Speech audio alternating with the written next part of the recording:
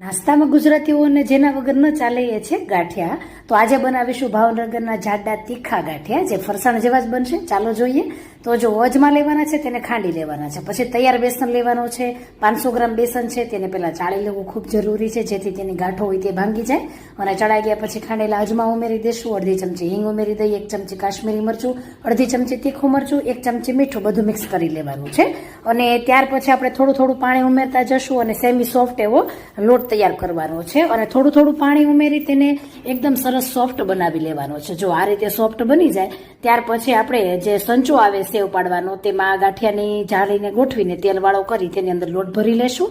અને સરસ એવું તેલનું ટેમ્પરેચર હોવું જોઈએ. અને ત્યાર પછી આપણે ગાંઠિયાને પાડી લેશું. બહુ સરસ ક્રિસ્પી બને છે, એકદમ ફરસાણ જેવા જ. અને ટ્રાય તો કરજો જ, અને રેસીપી ગમે તો શેર પણ કરજો. એકદમ સરસ ક્રિસ્પી અને ખૂબ જ સરસ બને છે. શેર કરજો.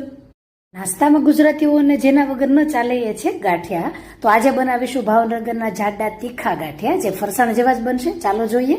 તો જો અજમા લેવાના છે, તેને ખાંડી લેવાના છે. પછી તૈયાર બેસન લેવાનું છે. 500 ગ્રામ બેસન છે, તેને પહેલા ચાળી લેવું ખૂબ જરૂરી છે, જેથી તેની ગાંઠો હોય તે ભાંગી જાય.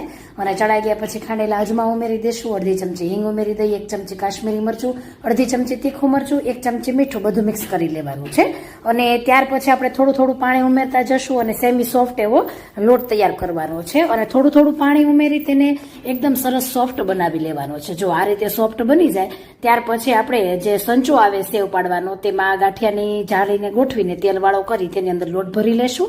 અને સરસ એવું તેલનું ટેમ્પરેચર હોવું જોઈએ. અને ત્યાર પછી આપણે ગાંઠિયાને પાડી લેશું. બહુ સરસ ક્રિસ્પી બને છે, એકદમ ફરસાણ જેવા જ. અને ટ્રાય તો કરજો જ, અને રેસીપી ગમે તો શેર પણ કરજો. એકદમ સરસ ક્રિસ્પી અને ખૂબ જ સરસ બને છે. શેર કરજો.